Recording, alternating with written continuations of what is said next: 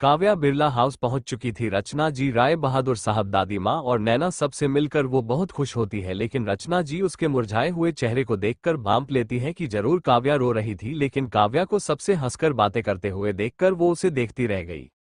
नैना काव्या की ओर देखते हुए बोली, तू मेरे साथ कमरे में चल, बहुत जरूरी बात कहनी है मुझे।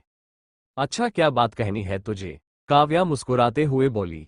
तो नैना उसका हाथ पकड़कर अपने कमरे में लेकर आती है और अपने कमर पर हाथ रखते हुए बोलती है, तेरा ऑडिशन कैसा गया, तू जीती या नहीं?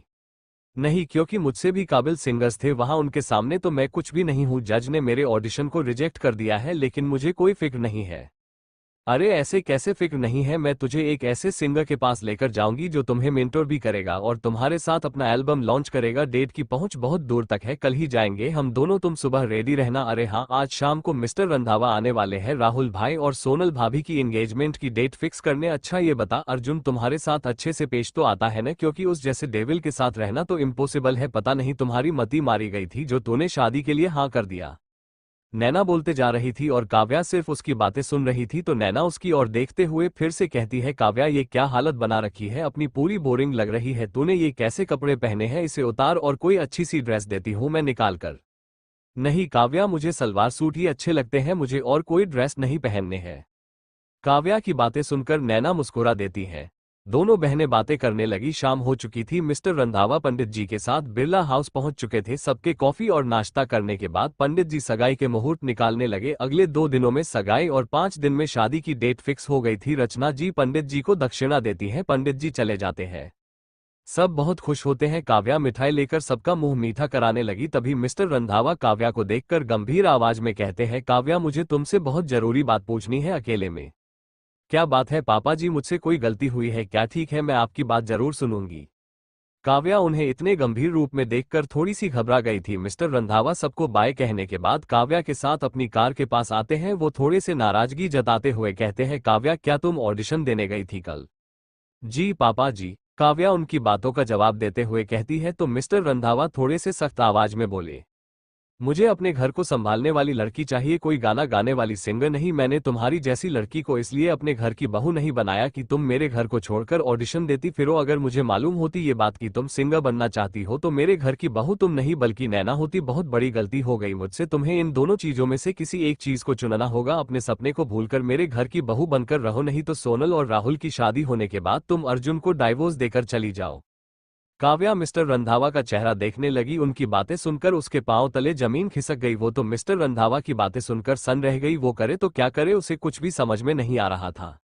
मिस्टर रंधावा अपनी कार में बैठ जाते हैं, फिर काव्या को देखते हुए कहते हैं, मैं तुम्हारे जवाब का इंतजार करूंगा। सोनल की शादी तक तुम्हारा जो फैसला होगा तुम मुझे बता सकती हो। आई होप तुम वही चुनोगी जो तुम्हारे लिए बेस्ट होगा। अब क्या करेगी काव्या, किसे चुनेगी? दिन रात अपनी आंखों में सजाए हुए सिंगर बनने का सपना या फिर रंधावा खानदान की बहू होने का दिखावा? काव्या हैरान परेशान होकर दरवाजे पर खड़े होकर मिस्टर रंधावा को कार में बैठकर जाते हुए देख रही थी।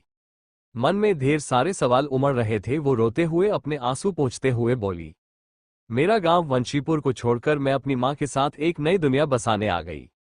अपना वो घर जहां हर दिन हर पल ये कहकर मां को तिरस्कार किया जाता है कि वो कभी भी उदय श्रीवास्तव के लायक कभी थी ही नहीं। मेरा गांव हो या ये पराया शहर, कुछ भी नहीं बदला है। इस शहर में मैं अपने सपनों को साकार करने आई थी, लेकिन इस शहर में मुझे अब घुटन महसूस होता है। यहाँ रिश्तों को निभाने के लिए कीमत चुकानी पड़ती है। उन रिश्तों की कीमत चुकाने की मेरी हैसियत नहीं है। अर्जुन ने जो सलूक मेरे साथ किया उससे तो सिर्फ मेरे दिल को चोट पहुंची, लेकिन मिस्टर रंधावा ने जो कहा वो बात मेरे स्वाभिमान को ठेस पहुंची है। एक और नाकामयाबी, मैं चाहे जितने भी मेहनत कर लूं लेकिन अंदर से मेरी हिम्मत टूट रही है। मैं हार नहीं मान रही हूं, लेकिन मेरे आत्मविश्वास टूट रही है। कोई ऐसा नहीं है जिस पर मैं आंख बंद करके भरोसा कर सकूं। मैं आपको वंशीपुर से मुंबई ले आई, मुझे लगा यहां आने से मेरे सपने जरूर पूरे होंगे, शायद मुझे भी एक पहचान मिलेगी, पर अब ऐसा नहीं हो सकता है। मुझे अब समझ में आ गया है ये शहर मेरा कभी अपना नहीं हो सकता है। ना जाने अब और कितने इम्तिहान लेगी मेरी ये जिंदगी। जब भी लगता है एक आशा की किरण मुझे सामने दिखाई दे रही है, वो भी अपने साथ ढेर सारे तूफान लिए चला आता है। पहले अर्जुन की बातें, उसका बर्ताव मुझे कचोट रहा था, अब मिस्टर रंधावा भी, इन्होंने तो ऑप्शन दे दिया मुझे। अब मैं क्या करूं मां? अब तो मुझे अपने सपने को भी दांव पर लगाने पड़ रहा है। काव्या अपनी किस्मत को आज कोस रही थी कि नैना उसके कंधे पर अपना हाथ रखते हुए धीरे से मुस्कुराते हुए कहती है, क्या बात है काव्या, बात हो गई तुम्हारी फादर इन लॉ से? वैसे क्या बात, ये तो बता ही सकती हो तुम, बताओ बताओ, शर्माओ मत। नैना की बातें सुनकर काव्या सारी बातें छिपाते हुए बोली, वो कल ऑडिशन देने गई थी ना, मैं पापा जी ने कहा है कि मुझे और मेहनत करनी चाहिए तभी तो सिलेक्शन होगा मेरा। अच्छा अब शाम हो चुकी है, अब घर के अंदर चले। हम तो ये बात हुई है लेकिन मैडम घर के अंदर जाएंगे तो हम, लेकिन तैयार होकर कहीं और जाने के लिए अब चले। नैना काव्या के कंधे पर हाथ रखते हुए बोली। फिर उसका हाथ पकड़कर घर के अंदर आती है। रंधावा सदन में मिस्टर रंधावा अपने फैमिली वालों के साथ लिविंग हॉल में बैठकर सगाई और शादी के बारे में बता रहे थे। तभी राज आगे बढ़कर सोनल को कांग्रेचुलेट करता है। सोनल खुश हो जाती है, दादी माँ खुश होती है, लेकिन फिर चिंतित स्वर में कहती है, बेटा तुमने इतनी जल्दी करने के बारे में तय कर ही लिया है तो तैयारी भी शुरू करना होगा। कल के बाद परसों सगाई की रस्म है, कितने सारे मेहमान आएंगे और कितने सारे काम भी है। अर्जुन तुम कल काव्या को लेने चले जाओगे, वो इस घर की बहू है, उसकी ज्यादा जरूरत यहाँ है, तुम सुन रहे हो ना। अर्जुन चुपचाप सा खड़े होकर किसी और ही सोच में डूबा हुआ था। दादी माँ थोड़े से सख्त आवाज में बोली, तुम सुन रहे हो ना। अर्जुन को जैसे होश आया हो वो दादी माँ से कहता है, क्या हुआ दादी माँ। बोल रही हूँ कल अपनी पत्नी को लेने जाओगे ना। क्यों दादी माँ। अर्जुन ना समझने वाले अंदाज में कहता है। तो दादी माँ गुस्से में, परसों तुम्हारी बहन की सगाई है, घर की बहू घर में ही रहे तभी तो सारे काम अच्छे से होंगे ना। तू सुन रहा है ना, कल चले जाना, नहीं तो मैं राज को उसे लेने भेज दूंगी। राज का नाम सुनते ही अर्जुन जेलेश फील करते हुए राज को एक नजर देखता है जो स्माइल दे रहा था। अर्जुन अपनी दादी माँ को हाँ कर देता है। कुछ देर तक यूं ही बातें होने के बाद सोनल सबका डिनर लगाने लगी। राज और अर्जुन सब साथ में डिनर करने लगे। बिरला हाउस में काव्या अपने कमरे में तैयार हो रही थी कि तभी नैना उसके पास आकर, क्या हुआ काव्या, सब ठीक है ना, क्योंकि तुम कुछ खोई खोई सी लग रही हो, मुझसे कुछ छिपा रही हो ना। नहीं नैना देख, मैं तैयार हो गई जैसा तूने कहा, लेकिन जा कहाँ रहे हैं हम। नैना काव्या की ओर देखते हुए, डिस्को में, और कहाँ तू मना नहीं करेगी। देख नैना मैं नहीं जा सकती हूँ, प्लीज ट्राई टू अंडरस्टैंड। कोई बहाना नहीं सुनने वाली हूँ मैं, तू चल मेरे साथ, मैंने मोम से परमिशन ले ली है, तुझे भी थोड़ा अच्छा लगेगा, अब चल जल्दी अपने हील तो पहन। काव्या हील पहनकर नैना के साथ चली गई। अर्जुन डाइनिंग टेबल पर बैठे हुए खाना खाने ही वाला था कि उसे शर्मिला का कॉल आ जाता है। वो कॉल रिसीव करते हुए शर्मिला की बातें सुनकर बिना खाना खाए ही अपनी कार की चाबी लेकर जाने लगा तो मिस्टर रंधावा उसे ऐसे जाते हुए देखकर पूछते हैं, तुम बिना डिनर किए ही कहाँ जा रहे हो। बहुत जरूरी काम आ गया है, जाना जरूरी है, जल्दी आ जाऊंगा। मिस्टर रंधावा कुछ नहीं कहते हैं, वो अपने घर से चला गया। नैना और काव्या दोनों डिस्को पहुंच चुके थे। दोनों अंदर जाते ही अपने चारों ओर देखने लगे। नैना डांस फ्लोर पर सबको एंजॉय करते हुए देखकर वो काव्या का हाथ पकड़कर उसे ले जाने लगी तो काव्या अपना हाथ छुड़ाते हुए बोली, नैना प्लीज मुझे ये सब अच्छा नहीं लगता है, लेकिन मैं सिर्फ तुम्हारे लिए आई हूँ, मैं जूस लेकर आती हूँ, तुम यही बैठो, डांस करना है ना तुझे, लेकिन इतनी भीड़ में। नैना हंसते हुए, मैं हर सैटरडे को अपनी फ्रेंड्स के साथ यहाँ आती थी, मुझे इन सब की आदत है, मेरी लाइफस्टाइल ऐसी ही है। काव्या तुझे नहीं लगता है कि इन सब की आदत तुझे भी लगानी चाहिए, ऐसे तू गुमसुम क्यों रहती है।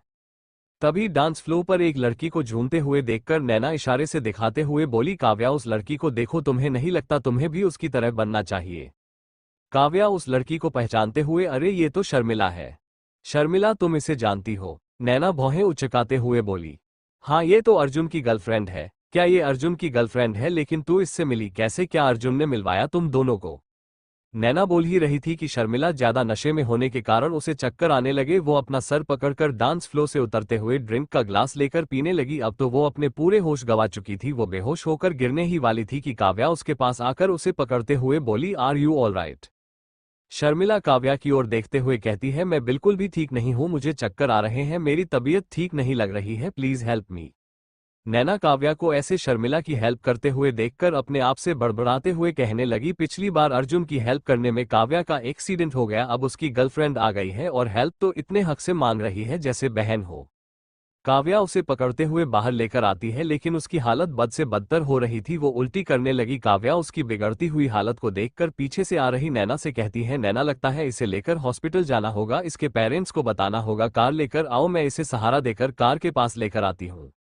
नैना अपने मन में बुदबुदाते हुए, सोशल वर्कर की देवी हमेशा दूसरों की ही हेल्प करती रहती है, ओह गॉड। काव्या आज फिर से हॉस्पिटल का चक्कर। अरे देख क्या रही है, ऐसे स्टैच्यू बनकर जाकर कार लेकर आ।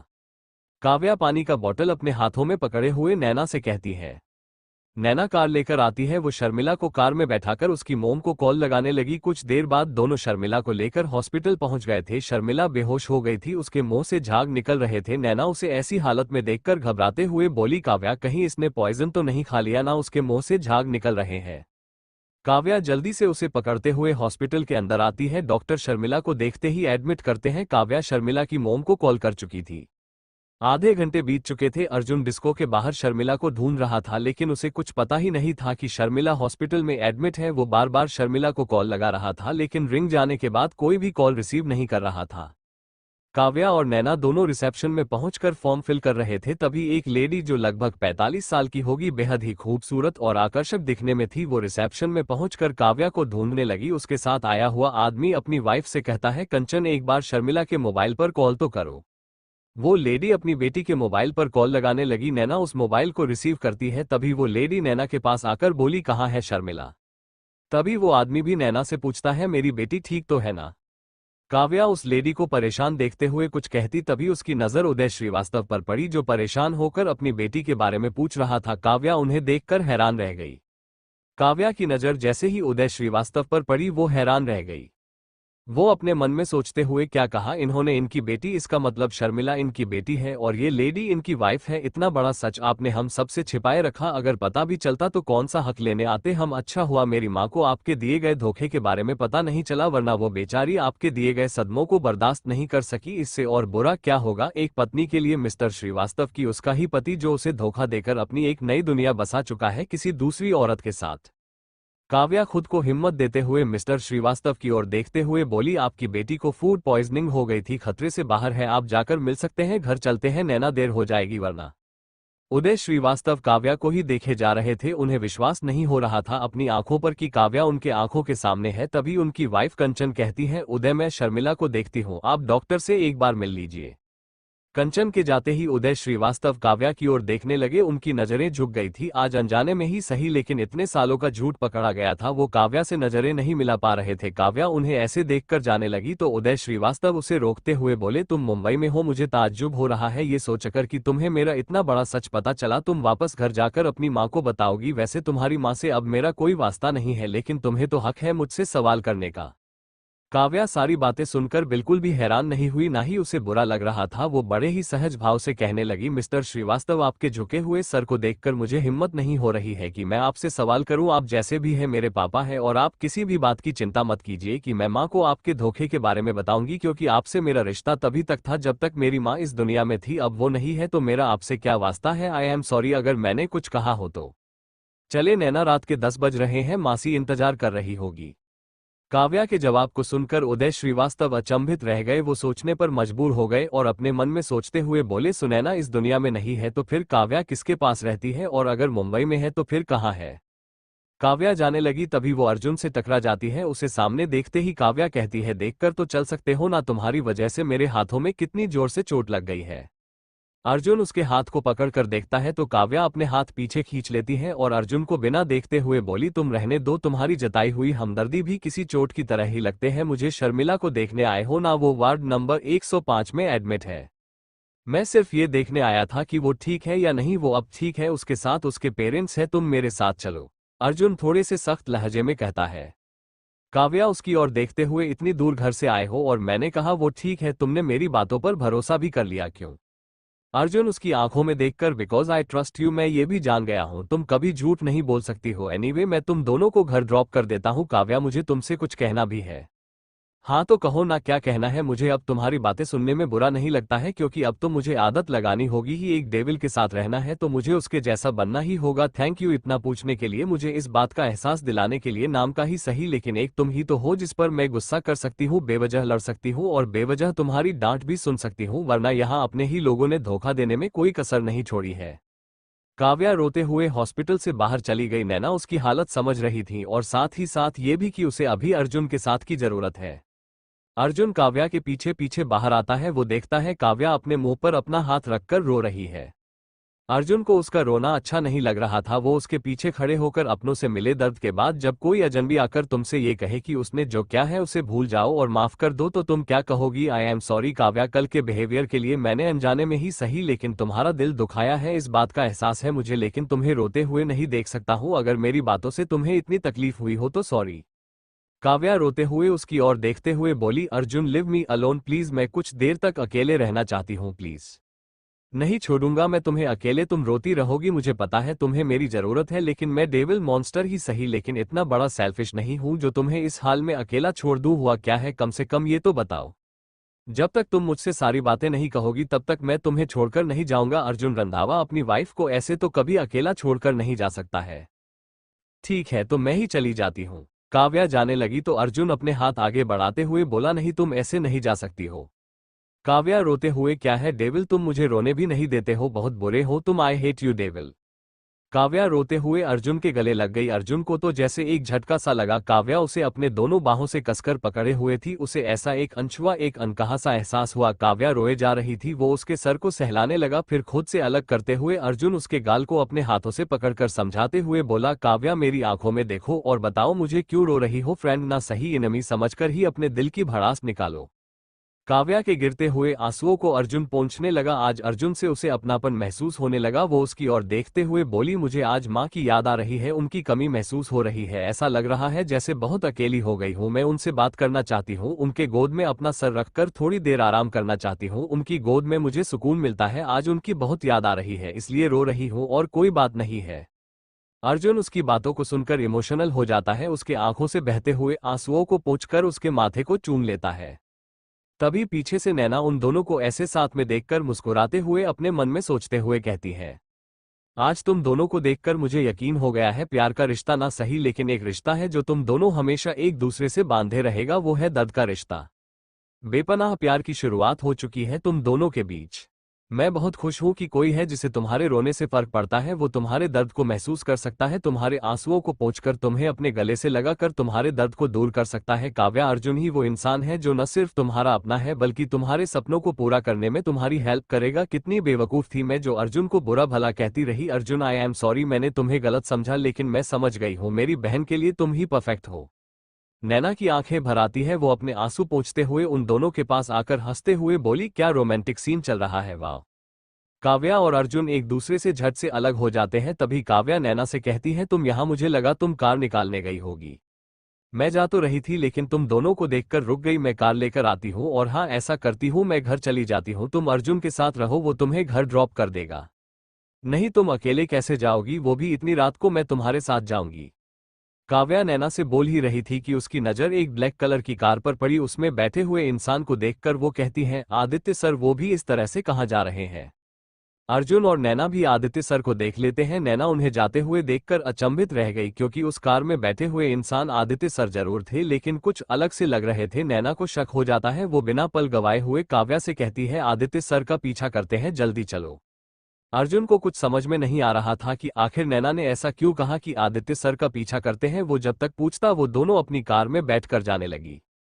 काव्या और नैना जैसे ही कार में बैठकर जाने लगी, अर्जुन सामने खड़े होकर कहता है, तुम दोनों उस आदित्य सर का पीछा क्यों करना चाहती हो, वो कहाँ जा रहे हैं, इन सब से तुम दोनों क्या मतलब है।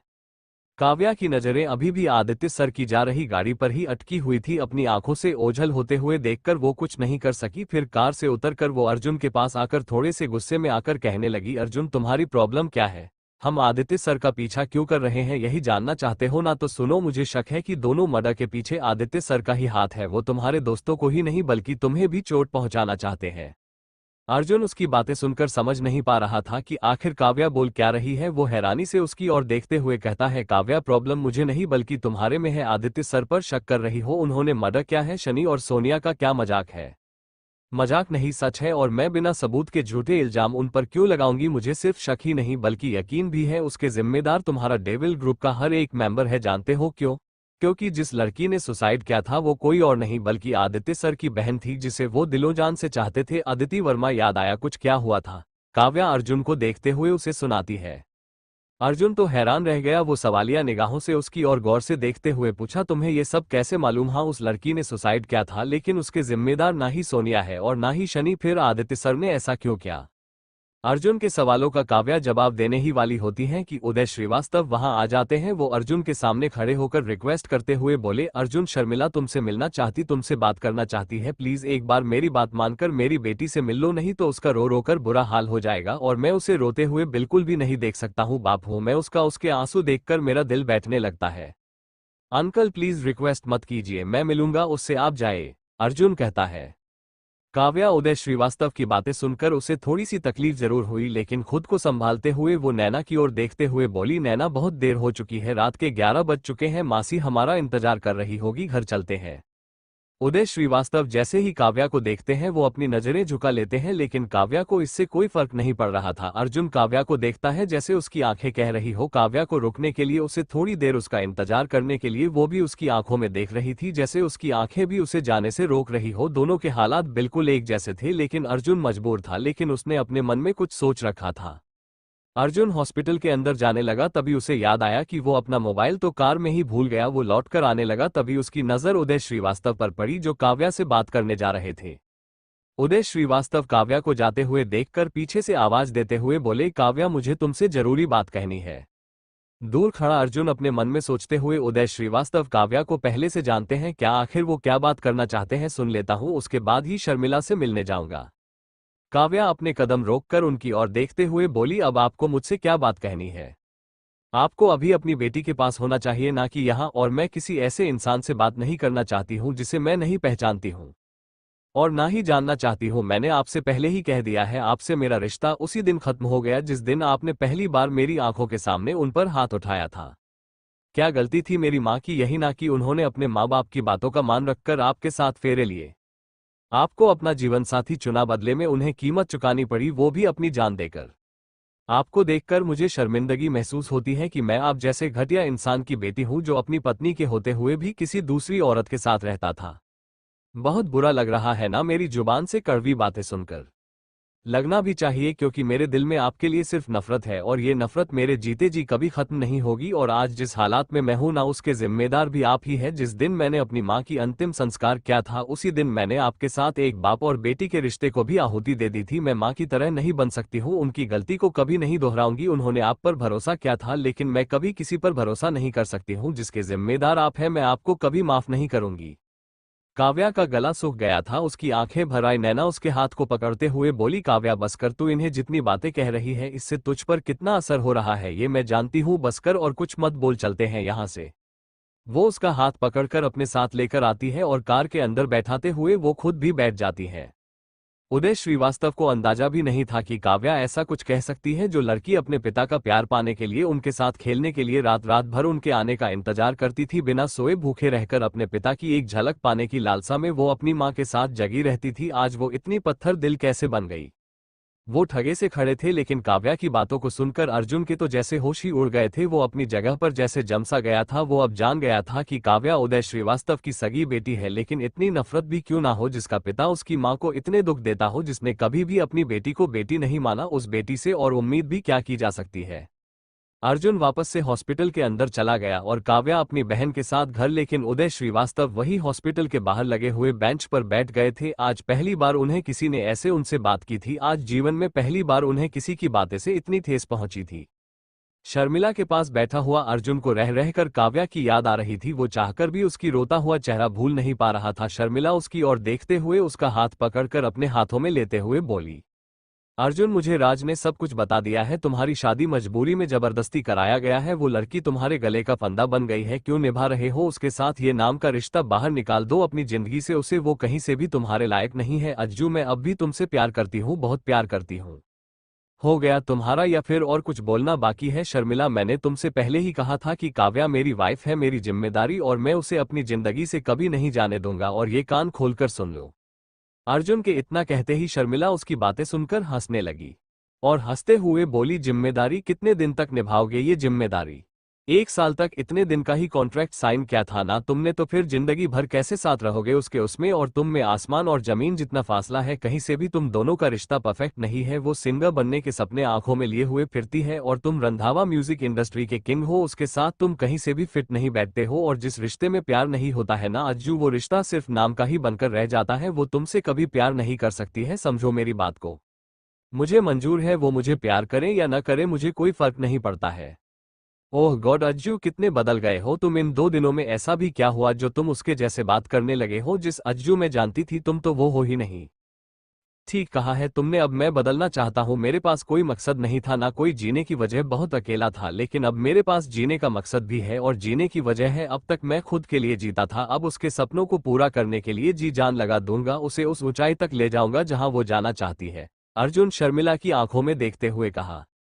शर्मिला उसकी बातों से दुखी हो गई थी, लेकिन फिर वो मुस्कुराकर अर्जुन से कहती है, कहीं ऐसा ना हो कि उसे ऊंचाई तक ले जाने में तुम नीचे चले जाओ, क्योंकि जब वो ऊंचाई तक पहुंच जाएगी तो तुमसे दूर भी हो जाएगी। अब मैं कभी भी तुमसे प्यार की उम्मीद नहीं रखूंगी। जाओ अर्जुन, अपनी काव्या के सपने पूरे करो। मैं अब कभी भी तुम पर हक जताने या फिर तुम दोनों के बीच में नहीं आऊंगी, लेकिन एक दोस्त होने के नाते इतना जरूर कहूंगी कि जब भी मेरी जरूरत हो बेझिझक होकर आ जाना मेरे पास। बाय। शर्मिला की आंखों में आंसू थे, वो समझ चुकी थी कि अब अर्जुन उसका कभी नहीं हो सकता है, इसलिए वो खुद को ही समझा लिया था। अर्जुन उसे बाय बोलकर हॉस्पिटल के बाहर निकलकर अपनी कार में बैठकर घर की ओर जाने के लिए निकल पड़ा। काव्या और नैना घर के अंदर आती है। रचना जी जैसे ही काव्या की लाल और सूजी हुई आंखों को देखती है तो वो समझ जाती है कि जरूर कुछ ऐसा हुआ है जिससे काव्या रो रही थी। वो दोनों आगे बढ़कर जाने लगे तो रचना जी काव्या को आवाज देकर पीछे से कहती है, काव्या क्या हुआ बच्चा, तुम्हारा चेहरा उदास नजर आ रही है, आंखें लाल और सूजी हुई है। नैना क्या हुआ? काव्या भागते हुए अपनी मासी के पास आती है और उन्हें गले से लगाकर फफक फफक कर रो पड़ी। नैना को भी उसके लिए दुख हो रहा था। रचना जी उसके बालों को सहलाने लगी और कहने लगी, बच्चा मेरी ओर देख और बता क्या हुआ, किसी ने कुछ कहा, किसी ने डांटा तुझे? नैना तूने लड़ाई की क्या? काव्या उनसे अलग होकर रोते हुए बोली, नहीं मासी, नैना जैसी बहन तो किस्मत वालों को ही मिलते हैं, लेकिन आपने मुझसे इतना बड़ा सच क्यों छिपाया? पापा ने दूसरी शादी पहले से ही कर रखी थी उनकी, मेरी हमउम्र की एक बेटी भी है। क्यों मासी, क्यों नहीं बताया मुझे? आज मुझे सारा सच मालूम हो गया, वो तो मेरे पापा कहलाने के लायक नहीं है। रचना जी काव्या के आंसू पोंछकर उसे चुप कराती है और कहती है, बच्चा ये सच मुझे कुछ दिन पहले ही मालूम हुआ, तुझे किस मुंह से बताती? लेकिन तू तो मेरी स्ट्रांग बेटी है ना, तुझे सिर्फ अपने सपने पर फोकस करना है।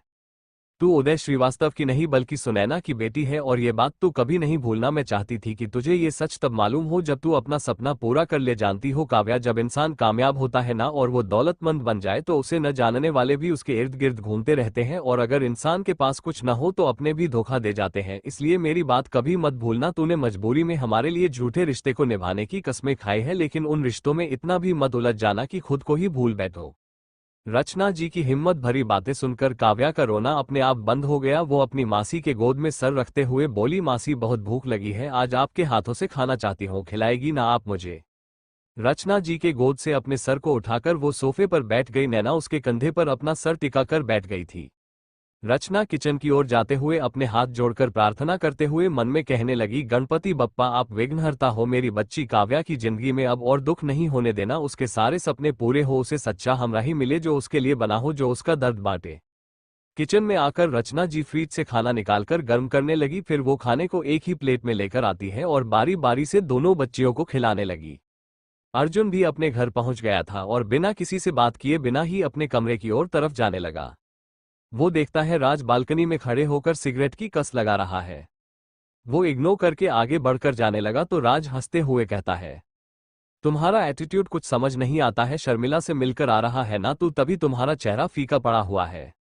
उस फिल्म के सीन में अमिताभ बच्चन के जैसा और डायलॉग बोल रहे राजेश खन्ना जी को देखकर बाबू मोशाय, क्या फर्क है 70 साल जीने में और 6 महीने जीने में, जिंदगी बड़ी होनी चाहिए लंबी नहीं। और ये डायलॉग तुझ पर फिट बैठता है बाबू मोशाय, प्यार एक से होता है, क्या फर्क पड़ता है वो पहला प्यार मिल ही जाए, मिले तो भी खुशी ना मिले तो भी कौन सा गम, बस हाथ में सिगरेट की कस और वाइन की ग्लास होनी चाहिए। अर्जुन उसकी बातें सुनकर मुस्कुरा देता है और कहता है, आज मुझे वो राज तुझ में दिखाई दे रहा है जो पहली बार मेरे सामने हारा हुआ बैठा था। तू किसी से जल्दी हार नहीं मानता है ना, तो फिर क्या हुआ, आज दोस्त ना सही दुश्मन समझकर ही बोल दे। राज खिलखिला हंसने लगा, उसकी हंसी में दर्द झलक रहा था। वो अर्जुन के कंधे पर अपना हाथ रखते हुए कहा, मेरे पास सब कुछ है, वो ऐशो आराम की जिंदगी जिसकी मुझे तलाश थी, लेकिन सब कुछ होते हुए भी खुद को मैं भीड़ में अकेला ही पाता हूँ। कहने को राज बजाज एक फेमस सिंगर है, लग्जरी लाइफ जीने वाला इंसान, उसे कभी कोई दुख कैसे हो सकता है? लेकिन सच बताऊं, जब भी तुझे काव्या के साथ देखता हूं, सोनल दी तुझसे इतना प्यार करते हुए देखता हूं ना, तो मुझे एक कमी सी महसूस होती है, जलन होती है तुझसे। काव्या जैसी लड़की तुझे कैसे मिल सकती है? तू कहीं से भी उसके लायक नहीं है। तुझे शर्मिला छोड़कर चली गई, लेकिन तेरे दोस्त हमेशा तेरे साथ थे और मैं बिल्कुल अकेला। क्या मैं सारी उम्र अकेला ही रह जाऊंगा? क्या मेरी जिंदगी का अकेलापन दूर नहीं होगा? अर्जुन उसे पहली बार नशे की हालत में रोते हुए देख रहा था। राज सचमुच में आज बिल्कुल ऐसे इंसान की तरह बात कर रहा था जैसे वो हो ही ना। फिर अर्जुन से अलग होकर वो बिना कुछ कहे ही वहां से चला गया। अर्जुन अपने कमरे में आता है और सीधे बेड पर लेट जाता है। उसे नींद नहीं आ रही थी। करवटें बदलते हुए वो कभी काव्या की बातें तो कभी राज की बातें को याद करता। कुछ ही देर बाद उसकी आंख लग गई।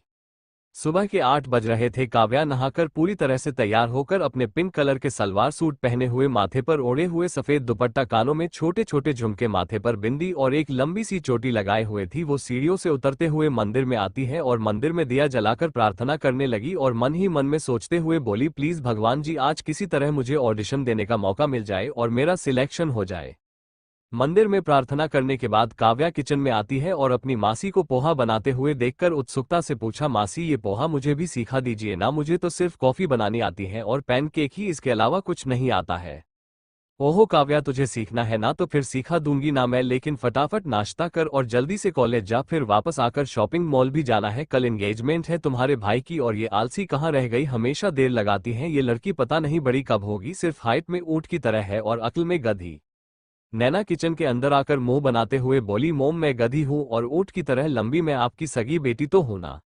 ओह मेरा बच्चा, तू मेरी ही बच्ची है। अच्छा बस कर नौटंकी और नाश्ता कर और कॉलेज जा, और सुन, सीधे सुपरमार्केट के शॉपिंग मॉल में आना, हम सब वहीं होंगे और कोई सवाल नहीं। रचना जी नैना को समझाते हुए बोली। दोनों बहनें नाश्ता करने के बाद दादी माँ के पैर छूती है और बाकी सबको बाय बोलकर बाहर आती है। नैना के हाथ से स्कूटी की चाबी लेकर काव्या कहती है, नैना आज ना स्कूटी में चलाऊंगी और तू पीछे बैठ, आज ना तुझे अपने स्टाइल में कॉलेज ले चलती हूँ। काव्या स्कूटी स्टार्ट करती है और पीछे नैना बैठ जाती है। दोनों बातें करते हुए खिलखिलाकर हंसते हुए कॉलेज जा रहे थे।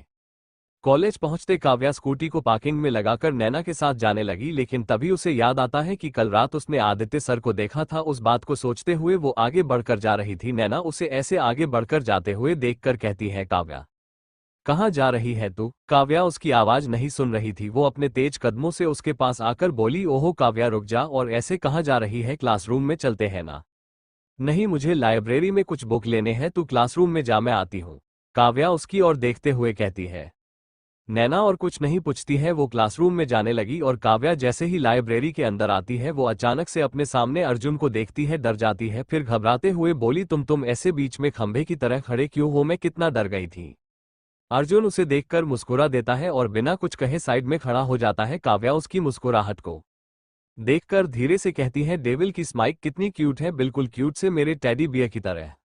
अर्जुन उसकी सारी बातें सुन लेता है और उसकी ओर देखने लगा, लेकिन काव्या आगे बढ़कर जाने लगी। उसका दुपट्टा एक टूटे हुए टेबल में फंस गया था। उसे ऐसा महसूस होता है कि अर्जुन ने जानबूझकर उसके दुपट्टे को पकड़ा है। अब उसकी मुस्कुराहट गुस्से में बदल गई। वो बिना देखे ही अर्जुन पर चिल्लाते हुए बोली, क्या बदतमीजी है अर्जुन, मेरा दुपट्टा छोड़ो, पागल हो क्या? किसी ने देख लिया तो क्या होगा, जानते हो ना तुम? अर्जुन उसकी हरकत को देखकर सिर्फ हंस रहा था। काव्या जब अपने दुपट्टे को देखती है तो अपनी नजरें झुका लेती है और टेबल में फंसे हुए अपने दुपट्टे को खींचने लगी, लेकिन दुपट्टा निकल नहीं रहा था। तो अर्जुन उसके पास आकर दुपट्टे को खींचकर निकालता है और उसके हाथों में पकड़ाते हुए कहता है, तुम्हारी अमानत संभाल कर रखो, क्योंकि जब तक मैं हूं तुम्हें कुछ नहीं होने दूंगा।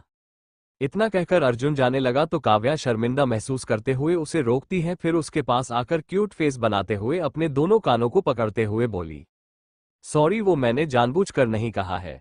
अर्जुन उसके दोनों हाथों को कान से हटाता है, फिर उसकी आंखों में देखते हुए कहा, तुम्हें सॉरी कहने की जरूरत नहीं है, लेकिन यहाँ क्या करने आए हो तुम? क्या ये पूछ सकता हूँ मैं, या फिर इतना भी पूछने का हक नहीं है मुझे?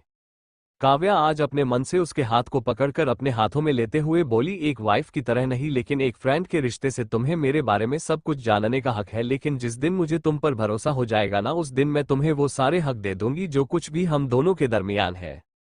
तभी किसी के आने की आहट सुनाई देती है। काव्या अर्जुन के हाथ को छोड़ देती है और उसकी और फीकी सी मुस्कान लिए हुए अर्जुन को देखती है, फिर अंदर चली जाती है। अर्जुन अपने आप से बड़बड़ाते हुए कहा, उसने तो सिर्फ मेरे हाथों को अपने हाथों में लिया, फिर ये एहसास मुझे अच्छा क्यों लगा, एक अजीब सी फीलिंग महसूस होने लगी। मुझे उसके रोने से इतना फर्क क्यों पड़ता है? क्यों उसकी आंखों में आंसू देखकर मुझे अच्छा नहीं लगता है? उसकी मुस्कुराहट मुझे इतनी अच्छी क्यों लगती है? शर्मिला के साथ तो मैंने ये सब कभी महसूस नहीं किया, फिर काव्या के साथ ही क्यों? कहीं तुझे काव्या से प्यार तो नहीं होने लगा है, वो भी बेपनाह? क्योंकि सारी बातों का तो यही मतलब निकलता है। मैंडी पीछे से आवाज देते हुए कहता है। अर्जुन उसकी बातें सुनकर इग्नोर करते हुए, क्या कह रहा है तू? Are you crazy? क्रेजी मैं नहीं, तू होने वाला है। अच्छा बातें कौन कर रहा था अपने आप से? मैंडी फोर्स करते हुए कहा तो अर्जुन उसे घुरकर देखने लगा। उसकी गुस्से भरी नजरों को देखकर मैंडी हंसते हुए बोला, हाय मेरी जान, ये तुम्हारा मुझे इतने प्यार से देखना, मुझे तो शर्म आने लगी है। काव्या लाइब्रेरी से बाहर आते हुए मैंडी की बातें सुनकर खिलखिलाकर हंसने लगी। उसे हंसता हुआ देखकर अर्जुन धीरे से पोपट बना दिया, इसने मुझे, इसकी तो छोड़ूंगा नहीं मैं।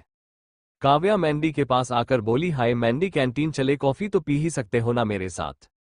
मैंडी उसके पीछे पीछे कैंटीन की ओर जाने लगा। अर्जुन उन दोनों को जाते हुए देखकर मायूस हो जाता है, लेकिन कुछ कदम चलते हुए काव्या रुकते हुए पीछे पलटकर अर्जुन से कहती है, तुम पीछे क्यों रह गए? मैंने ना तुम दोनों को कहा है तो अब क्या तुम्हारे पास आकर इनवाइट करूं तब आओगे? तीनों कैंटीन में आते हैं। नैना पहले से ही सबके आने का इंतजार कर रही थी। काव्या नैना की ओर देखते हुए बोली, तूने सब कुछ अच्छे से पता किया ना? कोई डाउट तो नहीं है ना? क्योंकि इस बार पूरी प्लानिंग के साथ मुझे उसे पकड़ना है, लेकिन उससे पहले इंस्पेक्टर शिंदे को कॉल करके बुलाना है।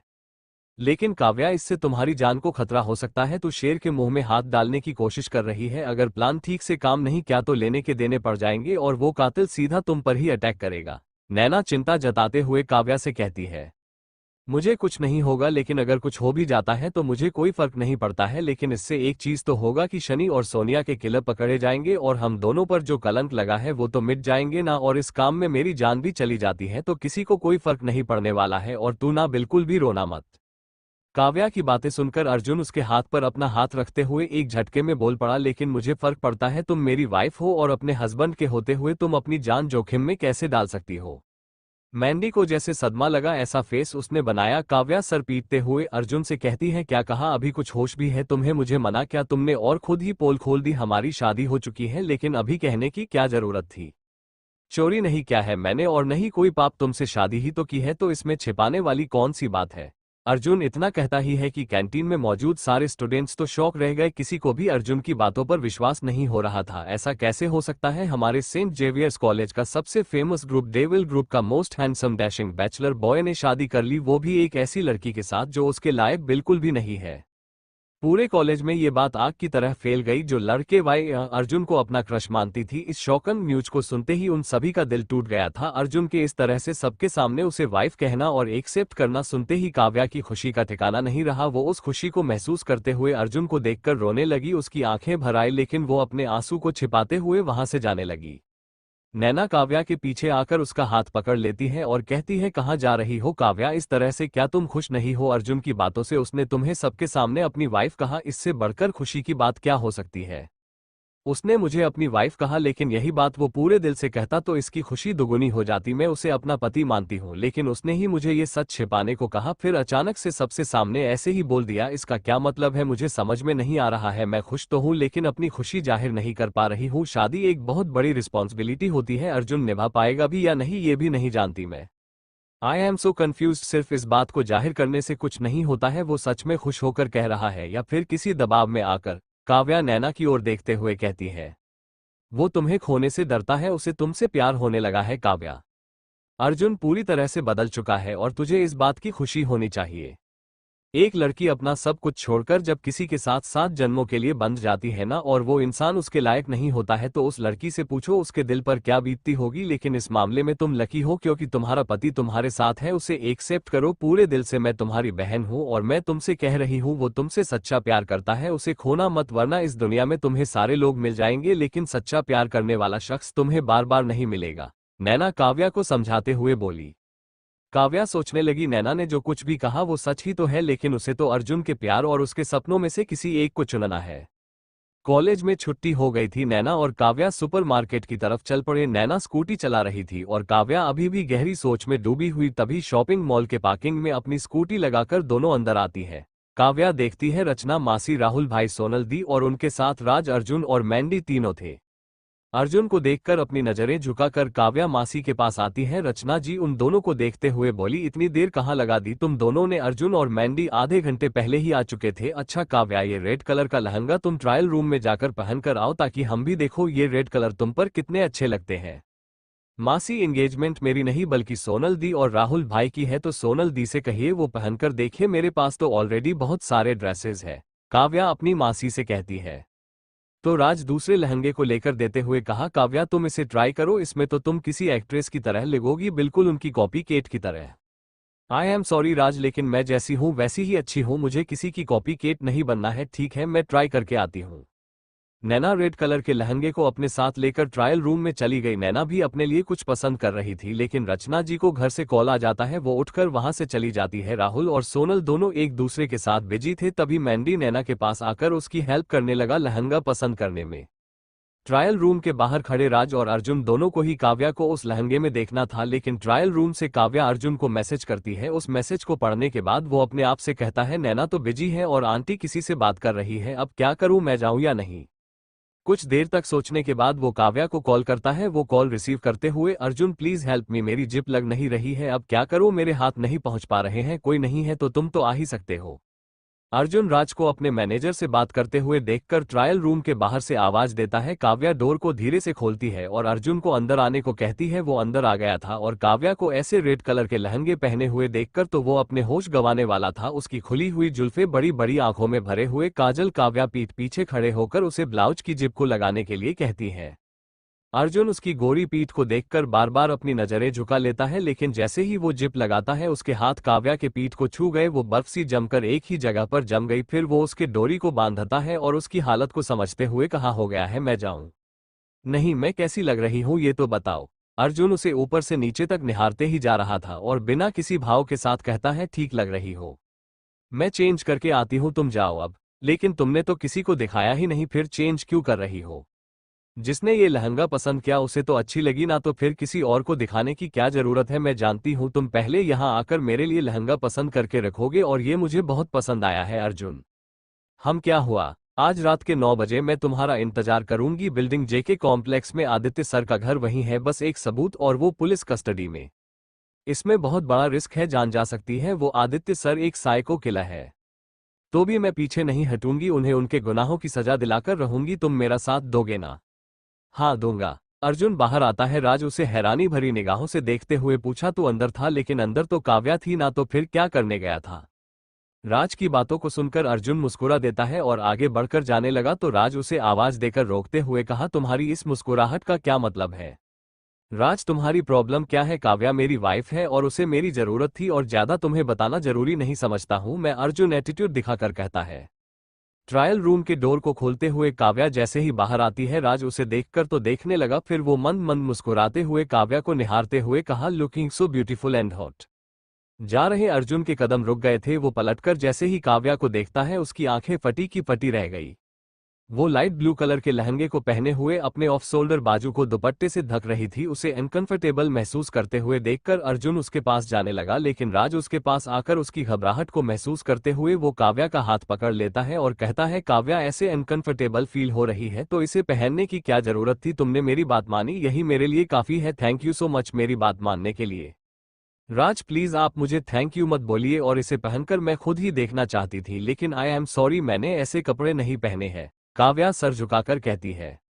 अर्जुन जेलिश फील करते हुए काव्या के हाथ को राज से छुड़ाते हुए कहा, काव्या जाकर पहले अपना ये लहंगा चेंज करो, बहुत बुरी लग रही हो इसमें। जब तुम्हें अनकंफर्टेबल फील हो रहा है तो इसे पहनकर क्या साबित करना चाहती हो? तुम उन लड़कियों की तरह कभी नहीं बन सकती हो, जो हो वहीं बनी रहो। काव्या को अर्जुन की अटपटी बातें सुनकर थोड़ा सा बुरा तो लगता है, लेकिन वो ट्रायल रूम में जाकर अपने सलवार सूट पहनकर आ जाती है। फिर तीनों एक साथ रचना जी के पास आते हैं। नैना अपने भाई और भाभी को देखते हुए बोली, ओहो भाई, आप लव बर्ड्स का रोमांस खत्म हो गया हो तो थोड़ी सी पेट पूजा भी कर लिया जाए। मैं और काव्या दोनों ने अच्छे से लंच भी नहीं किया। ये महान आत्मा कुछ बोलोगी तो नहीं अपने मुंह से? लेकिन इसकी हालत मैं समझ सकती हूँ। अर्जुन काव्या की ओर देखते हुए अपने मन में, क्या लड़की है ये, भूखी है और बोल भी नहीं रही है, इसकी जगह मैं होता तो अब तक बर्दाश्त नहीं करता। सारे लोग एक आइसक्रीम पार्लर में आते हैं। राहुल और अर्जुन सबके लिए आइसक्रीम ऑर्डर करते हैं। तभी अर्जुन को याद आता है कि उसे तो काव्या का टेस्ट पता ही नहीं है। वो काव्या के पास आकर डायरेक्ट पूछ लेता है, कौन सा फ्लेवर? मुझे कोन में चोको वेनिला, काव्या अर्जुन की ओर देखते हुए बोली। अर्जुन मुस्कुरा देता है। आइसक्रीम आता है, सब खाने में बिजी हो जाते हैं। तभी काव्या को उसी रेस्टोरेंट के बाहर मिस्टर श्रीवास्तव नजर आते हैं। उनकी हालत देखकर काव्या को अच्छा नहीं लग रहा था। वो बार बार अपने सर को पकड़ रहे थे। काव्या बिना किसी को कुछ कहे बाहर चली जाती है और मिस्टर श्रीवास्तव के पास आकर उनकी हालत देखते हुए बोली, आप ठीक तो है ना? आपकी तबीयत ठीक नहीं लग रही है मुझे। वो कराहते हुए कहते हैं, मैं ठीक हूँ बेटा। ऐसे कैसे पापा, अपनी हालत देखिए, आप ठीक से चल भी नहीं पा रहे हैं। ऐसे रेस्टोरेंट के बाहर क्यों बैठे हुए हैं? कोई आपके साथ नहीं आया? काव्या एक ही सांस में सब कुछ कह देती है। मिस्टर श्रीवास्तव उसका चेहरा देखते हुए बोले, क्या कहा तुमने? क्या कहा मैंने? तुमने मुझे पापा कहा काव्या। वो मेरी जुबान फिसल गई थी, इस वजह से मुंह से निकल गया। आई एम सॉरी, लेकिन आपको ऐसे देख नहीं सकी इसलिए आ गई। काव्या बोल ही रही थी कि तभी कंचन आती है और उनके कंधे पर हाथ रखते हुए बोली, उदय आप ठीक है ना? मैंने आपको थोड़ी देर ठहरने के लिए कहा था और आप इतने में थक कर बैठ गए। कंचन जैसे ही काव्या को देखती है वो उसे पहचान लेती है और मुस्कुराते हुए बोली, बेटा तुम तो वही हो ना जिसने मेरी बेटी को हॉस्पिटल लेकर आई थी? जी। वो अपने जुबान से इतना ही कह सकी। कंचन अपने पति को कार में बैठने को कहती है और काव्या के सर पर हाथ फेरते हुए वापस आकर अपनी कार में बैठ जाती है। काव्या उन्हें जाते हुए देख रही है। काव्या अपने आप से कहने लगी, ये क्या हो गया था मुझे? मैंने उन्हें पापा कहा, मुझसे उनकी हालत देखकर इतना बुरा क्यों लग रहा था? उन्होंने मेरे और माँ के साथ ऐसा क्या? एक पल के लिए मैं सब कुछ भूलकर अपने पापा के गले से लगना चाहती थी और चाहती थी कि वो मेरे सर पर अपना हाथ रखते और प्यार से फेरते हुए दो प्यार के बोल बोलते, लेकिन सब कुछ जानते हुए भी मैं वो सपने क्यों देख रही हूँ जो कभी पूरे नहीं होंगे? अपने आंखों से बहते हुए आंसुओं को पोंछकर वो आगे बढ़कर जाने लगी। वो रोते हुए आगे बढ़कर जा ही रही थी कि सामने से आ रही कार को देखकर वो उसी की तरफ आगे बढ़कर जा रही थी। हॉर्न बजने के बावजूद भी उसे कुछ भी सुनाई नहीं दे रहा था। तभी पीछे से कोई उसका हाथ पकड़कर खींच लेता है और वो उसके सीने से जा लगी। काव्या ने उसे देखा नहीं। कुछ देर तक वो उसी के गले लगे रही। उसके आगोश में उसे सुकून मिल रहा था, लेकिन कुछ देर बाद जब काव्या उससे अलग होते हुए देखती है तो हैरान रह जाती है। वो कोई और नहीं बल्कि अर्जुन नहीं था। उसे देखकर काव्या झट से अलग होते हुए बोली, तुम यहाँ? हाँ, तुम किस सोच में डूबी हुई थी और आंखें बंद करके चल रही थी? वो कार उसके नीचे दबकर जान जा चुकी होती। ध्यान कहाँ था तुम्हारा? अर्जुन हल्के गुस्से में कहता है। अच्छा होता लेकिन तुम बीच में आकर मेरी सारी ख्वाहिशों को पूरा नहीं होने दिया। मुझसे छुटकारा पाने का आखिरी चांस भी तुमने खो दिया। काव्या गुस्से में उसे जवाब देती है। वो रेस्टोरेंट जाने लगी, लेकिन अर्जुन उसका हाथ पकड़कर अपनी ओर खींचते हुए कहता है, मिसेज रंधावा इतनी जल्दी छोड़ने वाला नहीं हूं मैं तुम्हें। अपना मकसद भूल गई तुम। मकसद? कौन सा मकसद? मिसेज रंधावा अपनी माँ के सपने को पूरा करना है। उसके रट लगाते हुए थकती नहीं है तुम्हारी जुबान और अब कह रही हो कौन सा मकसद? अब रेस्टोरेंट में चलो, सारे लोग घर भी पहुंच चुके होंगे। क्या सारे लोग चले गए? लेकिन मैं कैसे जाऊंगी? तुमने उन्हें रुकने के लिए कहा नहीं? अर्जुन हंसते हुए, तुम मेरे साथ अपने घर जा रही हो? कार में आकर बैठो। वैसे भी आंटी से मैंने परमिशन ले लिया था, अब तुम अपने घर चल रही हो मेरे साथ। लेकिन मैं तुम्हारे साथ तुम्हारे घर अभी कैसे जा सकती हूँ? मासी ने तुम्हें परमिशन दिया है, लेकिन मैं उनसे बिना मिले कैसे जा सकती हूँ? और तुम इतना हंस क्यों रहे हो? काव्या अर्जुन से दूर हटते हुए बोली, कितनी बड़ी बेवकूफ हो ना तुम? बिना किसी परमिशन के मैं तुम्हें लेने क्यों आऊंगा? अब चलो। तुमने मुझे बेवकूफ कहा। डेविल, मैं न छोड़ूंगी, नहीं जान ले लूंगी तुम्हारी। मुझे तुम्हारे साथ तो कहीं नहीं जाना है, हरगिज नहीं जाऊंगी। काव्या गुस्से में घूरते हुए पीछे से हटने लगी, लेकिन उसका पैर लड़खड़ा जाता है। वो गिरने ही वाली होती है कि अर्जुन अपने हाथ बढ़ाकर उसे अपनी बाहों में भरते हुए कहा, मिस क्रेजी मेरी जान बाद में लेना, पहले खुद को संभालना तो सीख लो। हर टाइम गिरते पड़ते रहती हो तुम। कार के चलकर बैठो वरना। काव्या अर्जुन की ओर देखकर मुंह बनाते हुए बोली, वरना क्या? क्या करोगे? मुझे तुम्हारे साथ कहीं नहीं जाना है। एक बार कह दिया ना, मैं अकेले चली जाऊंगी, लेकिन तुम्हारे साथ नहीं जाना चाहती हूँ।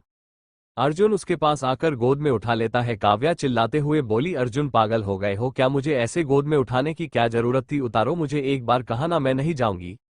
वो जबरदस्ती कार में आकर बैठा देता है और सीट बेल्ट बांधने लगा। काव्या उससे इरिटेट होकर कहती है, देखो तुम अपनी हद में रहो। मैं अपनी हद कभी नहीं भूलता हूँ और सामने वाले को भी भूलने नहीं देता हूँ। अर्जुन कार ड्राइव करते हुए कहा। काव्या चुप हो जाती है। थोड़ी देर तक यूं ही चुप रही, लेकिन अब अर्जुन को उसकी खामोशी बिल्कुल भी अच्छी नहीं लग रही थी। काव्या चुपचाप होकर साइड विंडो से बाहर का व्यू देख रही थी। वो मिस्टर श्रीवास्तव के बारे में सोचने लगी। उदय श्रीवास्तव ने जो कुछ भी किया, मुझे बहुत गुस्सा आया। नफरत करती हूँ मैं उनसे, लेकिन फिर भी आज उन्हें ऐसे अकेले देखकर मुझसे रहा क्यों नहीं गया? वो तो मेरे पापा है ना। क्या उनकी याद सिर्फ मुझे ही आती है, या फिर वो भी कभी अपनी इस बेटी को याद करते होंगे? शर्मिला मेरी सौतेली बहन है, लेकिन इस सच का पता उदय श्रीवास्तव की वाइफ और बेटी दोनों को पता चला तो क्या होगा? कैसे रिएक्ट करेंगे दोनों? क्या शर्मिला अपने पापा को माफ कर पाएगी जब उसे पता चलेगा कि उसके पापा आज तक धोखा देते ही आए हैं? अर्जुन काव्या को गहरी सोच में देखता है। अचानक से सुनसान सड़क पर उसकी गाड़ी बंद हो जाती है। अर्जुन और काव्या एक दूसरे का चेहरा देखने लगे। फिर वो गाड़ी से उतरते हुए कहा, मैं देखता हूँ अचानक से कार बंद कैसे हुई। अर्जुन कार के पास आकर खोलकर देखता है तो इंजन तो बहुत गर्म हो गया है। अब ये स्टार्ट नहीं होने वाली है, रात भी काफी हो चुकी है। अर्जुन इंजन चेक करते हुए कहा। काव्या कार से उतरकर अर्जुन के पास आकर कहती है, इतने सुनसान सड़क पर कोई लिफ्ट भी नहीं मिल सकती है, अब घर कैसे पहुंचेंगे? मैं राज को कॉल करती हूँ, वो हमारी हेल्प करने जरूर आएगा। काव्या की बातें सुनकर अर्जुन खुश नहीं होता है, लेकिन वो कुछ कहता भी नहीं। लेकिन काव्या का मोबाइल ऑफ हो चुका था। वो अर्जुन से उसका मोबाइल मांगती है, लेकिन अर्जुन जानबूझकर अपने मोबाइल को ऑफ करते हुए कहा, तुम्हारे मोबाइल की बैटरी डेड हो गई ना? मेरे मोबाइल का भी वही हाल है, अब कुछ कर भी नहीं सकते हैं। मुझे ना तुम्हारे साथ आना ही नहीं चाहिए था। अब ऐसे खड़े होकर कब तक रहेंगे? जब तक मैं तुम्हारे साथ हूं, क्योंकि तुम अकेले तो नहीं हो, यहाँ टाइम पास करना ही है ना, तो कुछ बातें कर लेते हैं। काव्या, एक बात पूछूं? क्या पूछना है? देखो डेविल, जो कुछ भी पूछना हो अपने दायरे में रहकर पूछना। अगर कभी तुम्हें अपने सपने और हमारे रिश्तों में से किसी एक को चुनना पड़े तो किसे चुनो, ही सोच समझकर जवाब देना। काव्या अर्जुन की आंखों में देखने लगी जैसे उसे वो आज जवाब मिल गया हो, लेकिन वो हंसते हुए बात को टालते हुए बोली, अर्जुन अब इतने बड़े डिसीजन को चुनने के लिए मुझे सोचना पड़ेगा। मैं सोचकर तुम्हें बताऊंगी। मुझे घर भी जाना है। रही बात मेरे सपनों की, तो उसे पूरा करने के लिए मुझे जो कुछ भी करना पड़ेगा मैं करूंगी। तुम तो हो ना मेरे साथ? क्यों तुम 1 साल पूरे होने के बाद एग्रीमेंट टूट जाएगा और तुम मुझे छोड़ दोगे, या फिर मेरे साथ हमेशा रहोगे? सॉरी, तब तक तो तुम मुझे छोड़कर आगे बढ़ चुके होगे। शर्मिला से बहुत प्यार करते हो ना? तुमने मुझसे शादी अपने डेट की बातों में आकर की, और ये सिर्फ एक मजबूरी और दिखावा का रिश्ता है। सबके सामने हम एक आइडल हस्बैंड और वाइफ के रिश्ते को निभाते हैं, जबकि सच्चाई तो ये है कि हम एक दूसरे के लिए अजनबी है। अर्जुन काव्या को देखने लगा। उसका दिल क्या कि वो बोल दे कि शर्मिला से उसका कोई वास्ता नहीं है, लेकिन वो ये बात काव्या को महसूस कराना चाहता था कि वो दोनों एक दूसरे के लिए अजनबी नहीं है। अर्जुन को भूख लगी थी। काव्या उसके चेहरे के एक्सप्रेशन को समझते हुए बोली, भूख लगी है क्या? हम, लेकिन यहाँ तो कोई फूड स्टॉल या फिर कोई रेस्टोरेंट भी नहीं है। भूख तो तुम्हें भी लगी होगी ना? हम, लेकिन अब तो कोई रास्ता भी नहीं है, हम पहले घर तो पहुंच जाए। काव्या अर्जुन के सामने आकर कहती है। रंधावा सदन में मिस्टर रंधावा गुस्से में थे। रात के 11 बज रहे थे, लेकिन अब तक अर्जुन और काव्या घर नहीं पहुंचे थे। सोनल अपने डेड को गुस्से में देखकर उन्हें समझाते हुए बोली, डेड आप प्लीज गुस्सा मत कीजिए, हो सकता है किसी मुसीबत में फंस गए होंगे, दोनों आ जाएंगे। मैं राज से कहती हूँ, वो उन दोनों को ढूंढने जाएगा। डेड प्लीज शांत हो जाए और आप सोने जाए, मैं राज से कहती हूँ। मिस्टर रंधावा गुस्से में बड़बड़ाते हुए वहां से अपने कमरे की ओर बढ़कर चले गए। सोनल राज को बुलाकर सारी बातें बताती है। राज उन दोनों को ढूंढने के लिए निकल पड़ा। दोनों भूखे पेट ही कार में आकर बैठ जाते हैं। काव्या देखती है अर्जुन के चेहरे पर 12 बजे हुए हैं। वो अपने पर्स से कुकीज, चिप्स और चॉकलेट के पैकेट निकालकर उसके सामने बढ़ाते हुए बोली, मैं कुछ ज्यादा तो नहीं कर सकती, लेकिन तुम्हें इस हाल में भी नहीं देख सकती हूँ। इससे पेट तो नहीं भरेगा, लेकिन हो सकता है तुम बेटर फील करो, थोड़ी सी भूख शांत हो जाएगी। अर्जुन उसके हाथ से सारे पैकेट लेकर कहता है, इतने सारे स्नैक तुम्हारे पर्स में पहले से थे तो फिर तुम भूखी क्यों रही? तुम मुझे बताए बगैर भी खा सकती थी ना? नहीं खा सकती हूँ क्योंकि मैं भूख को बर्दाश्त कर सकती हूँ, मेरी तो आदत है, लेकिन तुम्हारी हालत देखकर ऐसा लग रहा है जैसे तुम कभी भी भूख बर्दाश्त नहीं कर सकते हो। अर्जुन कुकीज के पैकेट खोलते हुए अचानक से उसके हाथ रुक गए थे। वो सवालिया निगाहों से देखते हुए पूछा, भूख बर्दाश्त करने की आदत क्या मतलब? मैं कुछ समझा नहीं। जब भी पापा गुस्से में घर आते थे तो वो पर बेवजह गुस्सा करते, उन पर हाथ उठाते थे, मुझे कमरे में बंद कर देते थे। भूखे पेट रात रात भर मैं किसी कोने में पड़ी हुई रहती थी। माँ के रोने गिड़गिड़ाने पर वो मुझे कमरे से बाहर तो निकालते तो थे, लेकिन कभी भी मुझसे ये तक नहीं पूछते थे कि मैं कैसी हूँ। लेकिन मुझे ना अब उनसे कोई शिकायत नहीं है और ना ही कभी होगी। बस मैं चाहती हूँ जो उन्होंने मेरी माँ और मेरे साथ किया वो शर्मिला और उसकी माँ के साथ कभी ना करें। शर्मिला और उसकी माँ दोनों बहुत अच्छे हैं। तुम बहुत लकी हो, तुम्हारे पास इतनी अच्छी फैमिली है, लेकिन अब तो मेरी फिक्र करने वाली मेरी माँ भी नहीं है और उदय श्रीवास्तव से मेरा कोई वास्ता नहीं है। अब मैं तुम्हारी तरह इतने बड़े फेमस म्यूजिक कंपनी के मालिक की बेटी तो नहीं हूँ, ना सबके सोनल दी की तरह कोई बहन नहीं होती है, ना जो तुम्हें रोते हुए नहीं देख सकती है। एनीवे, मैं भी किस बातों को लेकर बैठ गई। बोलते बोलते काव्या की आंखें भर आए, वो कार से उतर जाती है। अर्जुन उसकी बातों को सुनकर इमोशनल हो गया था। काव्या के पास खड़े होकर वो उसके बहते आंसुओं को देखते हुए कहा, आई एम सॉरी, मुझे तुमसे ये सब कुछ नहीं पूछना चाहिए था। तुम सॉरी क्यों बोल रहे हो डेविल? मैं ठीक हूं अब, लेकिन रात के 12 बज रहे हैं, हम ऐसे कब तक रहेंगे? अर्जुन अपने मोबाइल को ऑन करता है तो काव्या उसे देखते हुए बोली, तुमने तो कहा था तुम्हारा मोबाइल स्विच ऑफ है, फिर ये ऑन कैसे हुआ? वो मैं नहीं चाहता था कि तुम राज को बुलाओ, लेकिन अब राज को बुलाए बगैर कुछ होगा भी नहीं, मैं उसे कॉल करता हूँ। राज के हाथ से मोबाइल लेकर काव्या उसकी भावनाओं को समझते हुए बोली, कहीं तुम राज को मेरे साथ देखकर जेलेसी फील तो नहीं करते हो? अर्जुन रंधावा कभी जेलेस नहीं होता है, और वो भी उस राज को तुम्हारे साथ देखकर, ऐसा तो कभी नहीं हो सकता है, और तुम तो जानती हो मुझे। तुम्हें अच्छे से जानती हूँ और तुम्हारे ये डायलॉग जिसे बोलकर तुम कूल एटीट्यूड दिखाते हो ना, ये बात तो साफ साफ जाहिर करती है कि तुम अभी भी जेलस फील कर रहे हो। अच्छा तो मैं झूठ बोल रही हूँ? हाँ बिल्कुल, मेरा सेंस ऑफ ह्यूमर कभी भी झूठ नहीं कहता है। तभी कार की हॉर्न सुनाई देती है। काव्या खुश होकर कहती है, ओह माय गॉड राज, हमें ढूंढते हुए आ गया अर्जुन। अपनी कार को उन दोनों के पास रोकते हुए राज काव्या के पास आकर पूछता है, तुम ठीक हो ना काव्या? मैंने तुम्हें कॉल भी लगाया लेकिन लगा ही नहीं, चलो बैठो। थैंक यू सो मच राज, मुझे लगा आज पूरी रात यहीं रुकना पड़ेगा। अर्जुन उन दोनों को ऐसे फ्रेंडली बातें करते हुए सुनकर सिर्फ सुन रहा था तो काव्या उसके हाथ को पकड़ते हुए बोली, तुम पीछे क्यों रह गए? तुम्हें क्या रात यही बितानी है? ऐसे सुनसान सड़क पर चलोगी? अर्जुन बिना कुछ बोले काव्या के हाथों को अपने हाथों में पकड़े हुए चलने लगा। कार के पास आकर राज देखता है अर्जुन और काव्या एक दूसरे का हाथ पकड़े हुए हैं तो वो उन दोनों के हाथों को अलग करते हुए कहा, अब मैं आ गया हूं ना, तो तुम्हें काव्या की फिक्र करने की जरूरत नहीं है, तुम बैठो जाकर। काव्या राज को देखते हुए बोली, मैं पीछे की सीट पर बैठ जाती हूँ, अर्जुन तुम बैठो। काव्या को अर्जुन की फिक्र करते हुए देखकर राज कुछ नहीं करता है, वो कार स्टार्ट कर वहां से निकल पड़ा। लेकिन अर्जुन मन ही मन खुश था कि कहीं न कहीं काव्या को उसकी फिक्र हो रही थी। राज कार ड्राइव कर रहा था और अर्जुन चुपचाप से काव्या के दिए हुए स्नैक्स को खा रहा था। उसके मुंह से खाने की आवाज को सुनकर राज हैरानी से उसकी ओर देखते हुए बोला, ओए डेविल, ऐसा क्या खा रहा है तू जो इतनी जोर की चपक चपक की आवाज आ रही है? मुझसे तो शेयर कर ही सकता है ना। तुझसे से तो मैं अपनी चॉकलेट तक ना शेयर करूं, फिर ये मेरे लिए सबसे स्पेशल स्नैक्स है और मैं जैसे भी खाऊं तुम्हें क्या मेरा मुंह जैसे आवाज करे? तुझे क्यों इतना फर्क पड़ रहा है? अर्जुन कुकीज खाते हुए बोला। काव्या पीछे बैठी हुई दोनों की बातें सुन रही थी। वो अपने मन में सोचती है, दोनों बिल्कुल टॉम एंड जेरी की तरह झगड़ते रहते हैं, बिल्कुल बच्चों की तरह, लेकिन फिर भी मुझे दोनों ही क्यूट लगते हैं। राज को कुछ याद आता है, वो उसके हाथ से चिप्स की पैकेट छीनते हुए कहा, अबे तू पागल हो गया क्या? चिप्स से तो तुझे एलर्जी होती है ना, फिर भी तू इसे खा रहा है, अगर तबीयत बिगड़ गई तो क्या करेगा? राज के जुबान से इस बात सुनते हुए काव्या घबराते हुए बोली, ओह नो, तुम्हें पता तो है ना कि तुम्हें चिप्स से एलर्जी होती है, फिर भी जानबूझकर खाने की क्या जरूरत थी? अर्जुन काव्या को परेशान होते हुए देखकर शांत कराते हुए कहा, आई एम फाइन, क्या होगा मुझे? काव्या कुछ नहीं होगा, तुम इसकी बातों में आकर इतनी घबरा क्यों रही हो? अगर तबीयत बिगड़ भी जाती है तो मैं अर्जुन रंधावा हूँ, खुद को संभाल सकता हूँ। राज घर के सामने कार रोकता है। अर्जुन और काव्या दोनों कार से उतरते हैं। अर्जुन की तबीयत खराब होने लगी लेकिन वो फिर भी खुद को संभालते हुए काव्या की ओर देखते हुए मुस्कुराकर कहा, मैं बिल्कुल ठीक हूँ, बहुत थक गया हूँ, सोने जा रहा हूँ। काव्या भी उसके पीछे पीछे जाने लगी। राज कार को पार्किंग एरिया में लगाने के बाद घर के अंदर आता है और उन दोनों को कमरे में जाते हुए देखकर काव्या को रोकते हुए कहा, लिसन काव्या, मुझे तुमसे कुछ जरूरी बात कहनी है, इफ यू डोंट माइंड। दोनों हॉल में आते हैं। सोफे पर एक साइड काव्या और दूसरे साइड में राज बैठता है। काव्या उसे हैरानी से देखते हुए बोली, क्या हुआ? तुम कुछ जरूरी बात कहना चाहते थे ना, तो बोलो। राज, काव्या, मैं चाहता हूं तुम अपना सिंगिंग टैलेंट दिखाओ, मेरे एक नए एल्बम में काम करो, तुम बहुत ही बेहतरीन सिंगर हो, बस तुम्हें थोड़ी सी मेहनत की जरूरत है, उसके बाद तुम भी the famous singer Kavya Srivastava बन जाओगी। राज अचानक से चौंकते हुए कहा, एक मिनट, तुम श्रीवास्तव हो और शर्मिला भी तो श्रीवास्तव है, कहीं तुम दोनों बहनें तो नहीं हो ना? क्योंकि उसकी कुछ आदतें तुमसे मिलती जुलती है।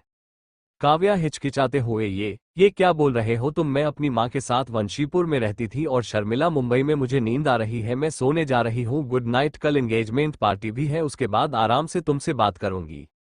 राज, गुड नाइट। काव्या अपने कमरे में आती है। अर्जुन को करवट बदलते हुए देखकर उसके पास आकर बोली, डेविल तुम ठीक हो ना? तुम्हें देखकर मुझे बेचैनी महसूस हो रही है।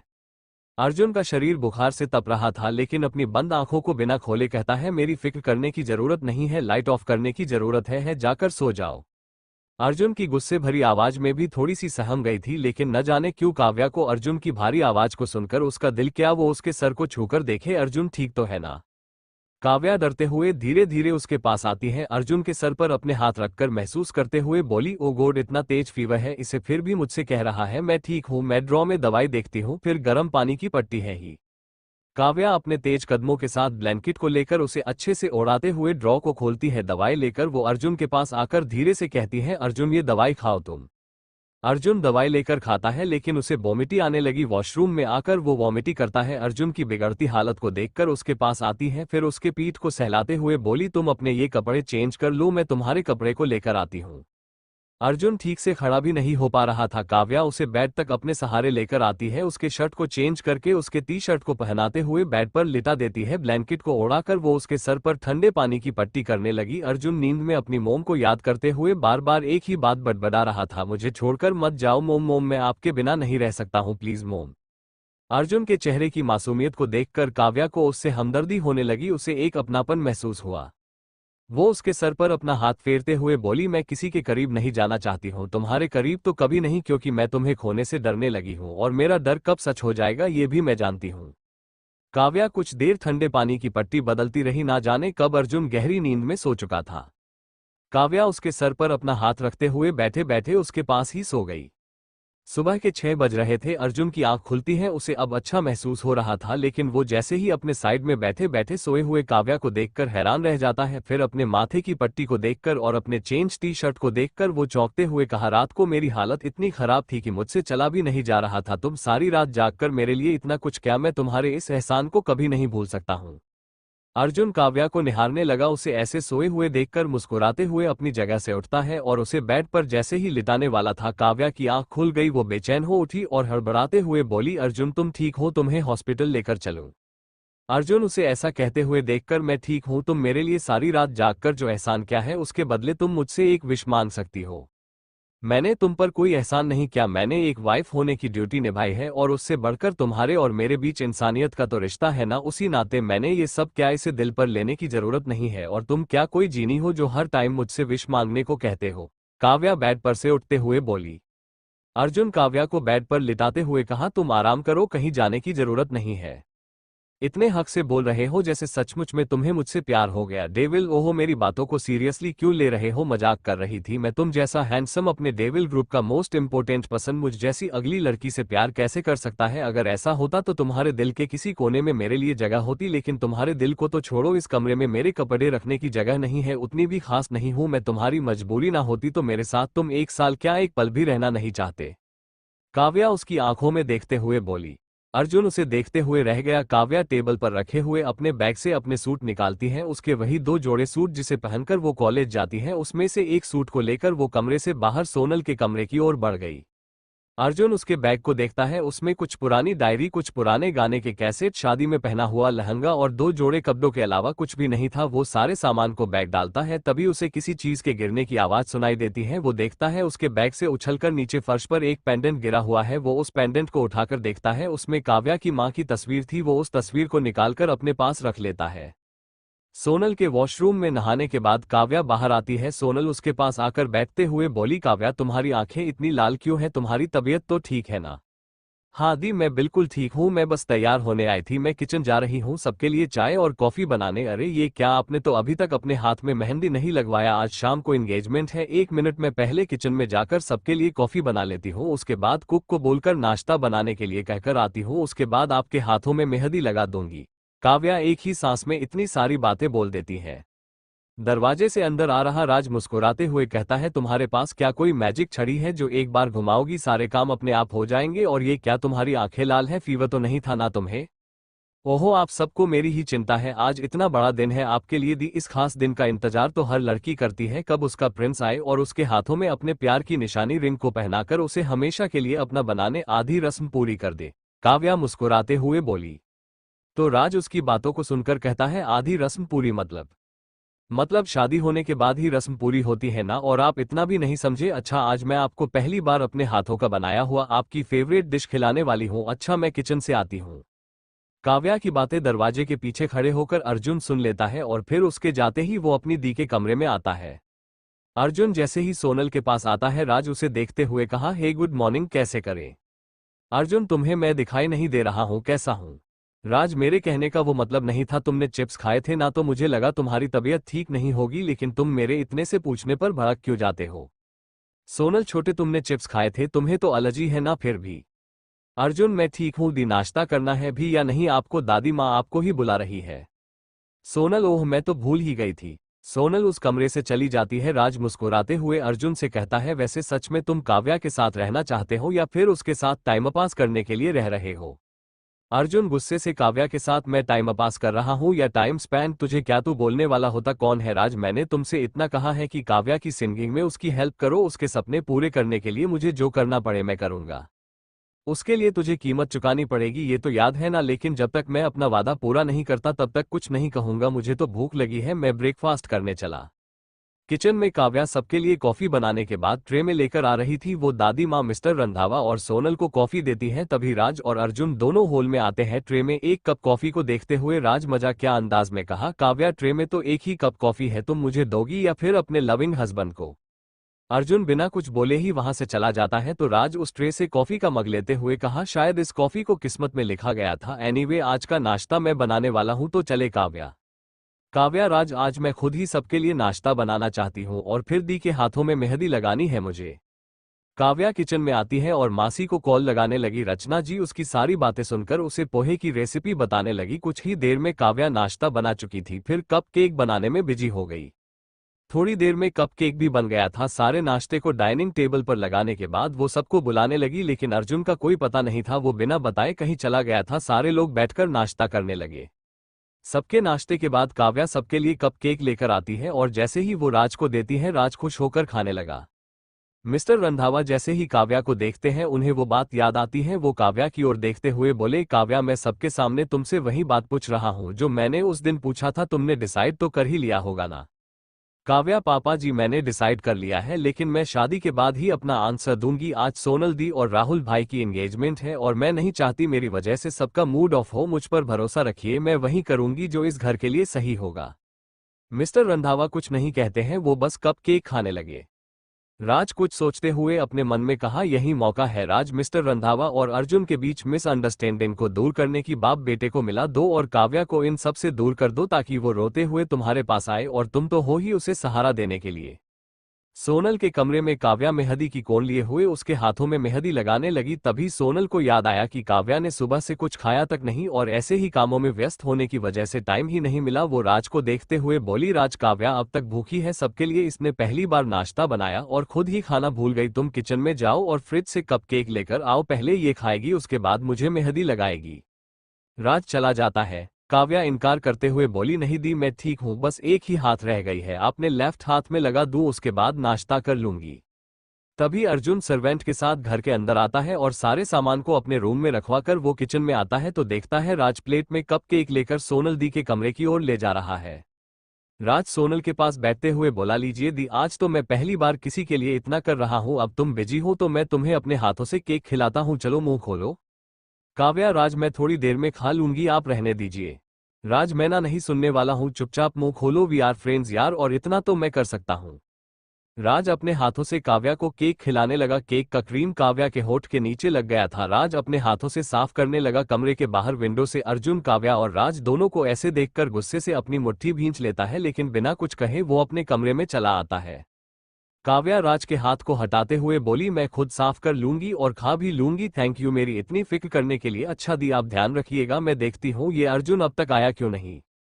काव्या मेहंदी के एक कोन को और प्लेट में कप केक को लेकर अपने कमरे के अंदर आने लगी लेकिन जैसे ही उसकी नज़र टेबल पर पड़ी वहां बहुत सारे शॉपिंग बैग रखे हुए थे वो टेबल पर रखे हुए शॉपिंग बैग को खोलकर देखती है तो उसमें एक्सपेंसिव और डिजाइनर ड्रेस थे। काव्या सारे ड्रेस को देख ही रही थी कि अर्जुन वॉशरूम से बाहर निकलता है वो शर्टलेस था। काव्या उसकी ओर देखते हुए सामने आती है और हड़बड़ाते हुए अपनी आंखों पर हाथ रखते हुए बोली ये सारे ड्रेस किसके लिए लाए हो तुम।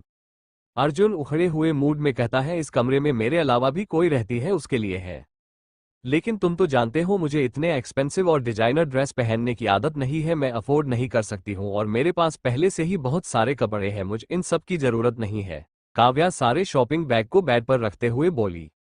अर्जुन काव्या के पास आने लगा काव्या के धड़कन तेज रफ्तार से धड़कने लगी अर्जुन की बॉडी से अपनी नजरें ही नहीं हटा पा रही थी। काव्या अपनी आंखों पर अपना हाथ रखते हुए दूसरी तरफ घूमते हुए बोली देखो तुम पहले अपनी टी शर्ट तो पहन लो उसके बाद कुछ बोलना ऐसे शर्ट लेस होकर कब तक रहोगे तुम। अर्जुन काव्या की बात मानकर अपनी टी शर्ट पहन लेता है और बेड पर से शॉपिंग बैग को लेकर काव्या के हाथों में पकड़ाते हुए कहा सब कुछ जरूरत के हिसाब से नहीं होती है। तुम बार बार एक ही ड्रेस को पहनती हो तो मुझे अच्छा नहीं लगता है। कोई ऐसी वैसी लड़की नहीं हो, तुम अर्जुन रंधावा की वाइफ हो, इस बात का ख्याल तो रखना पड़ता है। इसलिए ये सारी ड्रेसेस मैं ले आया और तुम्हें ऐसे अपने सारे सामानों को टेबल पर रखने की जरूरत नहीं है। उसके लिए बहुत बड़ी अलमीरा है जिसे मैं यूज नहीं करता हूँ, तुम कर सकती हो। और मेरे कपड़ों के साइड में तुम्हारे ड्रेस रखने की जगह है, तुम रख सकती हो, मुझे कोई प्रॉब्लम नहीं है। अर्जुन की बातें सुनकर काव्या मुस्कुरा देती है। काव्या की हाथों में मेहंदी के कोन को देखकर वो सवाल करते हुए कहा, दी के हाथों में मेहंदी लगा दिया ना तुमने, तो फिर अपने हाथों में मेहंदी का कोन लेकर क्यों घूम रही हो? काव्या वो मैंने अपनी शादी में भी नहीं लगाया था, सोचा आज लगा लूं, लेकिन अब नहीं लगा पाऊंगी। अच्छा ये सब छोड़ो, तुमने कुछ खाया भी है या नहीं? अर्जुन की नजर कप केक पर पड़ती है। वो अपने आंखों से इशारा करते हुए कहा, ये तुमने बनाया है? मैंने सोचा तुम सबके साथ नाश्ता करोगे, लेकिन तुम तो थे नहीं। ये खाकर बताओ ना कैसी बनी है। अर्जुन मुंह बनाते हुए कहा, मुझे भूख नहीं है, जब भूख लगेगी तो खा लूंगा। तुम्हें तो राज ने अपने हाथों से खिलाया था ना, तो तुम्हें से अच्छे से पता होगा ना इसका टेस्ट। काव्या समझ गई थी कि अर्जुन ने राज को उसे खिलाते हुए देख लिया है। वो मन ही मन में मुस्कुराते हुए सोचने लगी, ये इतना जेलेश फील कर रहा है, कहीं इसके दिल में मेरे लिए कोई फीलिंग तो नहीं आ रही है ना। काव्या मुस्कुराते हुए कप केक को लेकर अर्जुन के मुंह में डालते हुए बोली, अब बताओ इसका टेस्ट कैसा है? अर्जुन खाते हुए काव्या जी और देखने लगा और उसके हाथ को पकड़ते हुए कहा, तुमने ऐसा क्यों किया? काव्या अपनी कमर पर हाथ रखते हुए बोली, ऐसा भी क्या कर दिया मैंने जो तुम ऐसे देख रहे हो? अपने पति को ये केक ही खिलाया ना, तो इसमें गुस्सा करने वाली कौन सी बात है? अर्जुन अब ऐसे मुंह मत बनाओ, ये चॉकलेट फ्लेवर मैंने खास तुम्हारे लिए बनाए हैं, तुम्हारी फेवरेट डिश है ना। अर्जुन लगता है आज पहली बार बनाया है तुमने। काव्या तुम्हें कैसे पता चला? अर्जुन काव्या के माथे पर लगे हुए चॉकलेट को दिखाता है। फिर अर्जुन काव्या की बातें सुनकर केक खाने लगा। फिर काव्या के हाथों को पकड़कर अपने बेड पर बैठाते हुए कहा, मुझे तो मेहंदी की कोई डिजाइन तो नहीं आती है, लेकिन तुम्हारा नाम ही तुम्हारे हाथों पर लिख देता हूँ। काव्या देखती है बेड पर तकिए के पास एक और बैग रखा हुआ है। वो उस बैग को लेकर उस सामान को निकालते हुए बोली, इसमें क्या लाए हो? खुद खोल कर देख लो, तुम्हारे लिए ही है। काव्या जैसे ही सामान को जैसे ही देखती है, उसकी आंखों में खुशी के आंसू झलक रहे थे। वो अपनी मां की तस्वीर को अपने सीने से लगाकर अर्जुन की ओर देखती है, जैसे वो उससे कहने की कोशिश कर रही थी कि इस गिफ्ट के सामने कोई गिफ्ट मायने नहीं रखती है। अर्जुन उसकी आंखों में आंसू देखकर कहता है, क्या तुम्हें ये गिफ्ट पसंद नहीं आया? नहीं, ऐसी बात नहीं है, आज से पहले किसी ने मुझे इतने अच्छे गिफ्ट नहीं दिए हैं जो तुमने दिया है। Thank you so much Arjun, मुझे इस तस्वीर को गिफ्ट करने के लिए। काव्या उस तस्वीर को टेबल पर लगाकर बेड के किनारे बैठ जाती है। अर्जुन उसके हाथों को अपने हाथों में लेकर मेहंदी को उसके हाथ में लगाने लगा। काव्या आज अर्जुन को अच्छे मूड में देखकर कहती है, अर्जुन आज तुम कुछ अलग से बिहेव कर रहे हो, तुम ठीक तो हो ना? तुम्हारी तबीयत तो ठीक है ना? सुबह से तुम ये सवाल पूरे 5 बार पूछ चुकी हो और मैंने हर बार कहा मैं ठीक हूं। मुझे तो ये लग रहा है जैसे तुम ठीक नहीं हो, कुछ कहना चाहती हो। अर्जुन काव्या के हाथों में हॉट शेप बनाते हुए कहा। काव्या की नजरें अर्जुन पर थी और अर्जुन की काव्या की हाथों पर। वो उस हॉट शेप में अपने नाम के साथ काव्या के नाम को लिखता है। काव्या कुछ कहती उससे पहले ही उसकी नजर अपने हाथ पर पड़ती है। वो अर्जुन को घुरकर देखने लगी। काव्या जैसे ही अपनी हथेली पर बने हुए हॉट शेप में अपने नाम और अर्जुन के नाम को देखती है, वो हैरानी से अर्जुन की देखकर बोली, ये क्या क्या तुमने डेविल? मुझे अपने नाम के साथ तुम्हारे नाम को बिल्कुल भी अच्छा नहीं लगता है, मैं इसे मिटाकर आती। मेरी ही गलती थी कि मैंने तुम्हें अपने हाथों में मेहंदी लगाने को कहा। काव्या बेड से उतरकर वॉशरूम में जाने लगी तो अर्जुन पीछे से कहता है, तुम्हारे हथेली पर लिखे मेरे नाम तो आसानी से मिट जाएंगे, लेकिन तुम्हारे नाम के साथ मेरा नाम जुड़ चुका है। काव्या तो कैसे अलग करोगी काव्या अर्जुन के नाम को? काव्या बिना कुछ सोचे समझे कहती है, तुम्हारे नाम के साथ मैंने अपने नाम को मजबूरी में जोड़ा है और ये भी जानती हूँ कि ये मजबूरी बहुत जल्दी ही हमारे बीच नहीं रहेगी। तुम्हारी और मेरी कोई बराबरी नहीं है और ना ही मेरी हैसियत है तुम्हारे साथ अपने नाम जोड़ने की। वॉशरूम में आकर काव्या अपने हथेली की मेहंदी को मिटाने लगी, लेकिन तब तक मेहंदी का रंग चढ़ गया था। इशिका गुस्से से अपने नाम के साथ अर्जुन के नाम को मिटाने के लिए बार बार शॉप से हाथ धो रही थी। हथेली को रगड़कर धोने लगी, लेकिन अर्जुन का नाम नहीं मिटा। खुद पर गुस्सा करते हुए काव्या कहती है, कुछ पल के लिए मैं भूल गई थी कि मैं कौन हूं। मैं उन सपनों की दुनिया में चली गई थी जहां जाना गवारा नहीं है। मैं भूल गई थी मेरी माँ के साथ क्या हुआ था। जो माँ के साथ हुआ वही गलती मैं दोहरा नहीं सकती हूँ। मैं किसी से प्यार नहीं कर सकती हूँ, लेकिन खुद को काबू में कर भी लूँ, लेकिन अपने दिल को काबू में कैसे रखूँ? ये अर्जुन की ओर एक खिंचाव महसूस करता है। मैं चाहकर भी उससे दूर नहीं रह पाती हूँ। मुझे अपने दिल को समझाना होगा, चाहे हालात कैसे भी क्यों ना हो, लेकिन कभी किसी से प्यार करने की गलती नहीं कर सकती हूँ, वरना एक और सुनैना बनकर रह जाऊंगी जिसने ऐसी जिंदगी जिया जिसमें ना ही प्यार था और न ही सम्मान। घुट घुट कर जीते जीते एक दिन इस दुनिया से चली गई।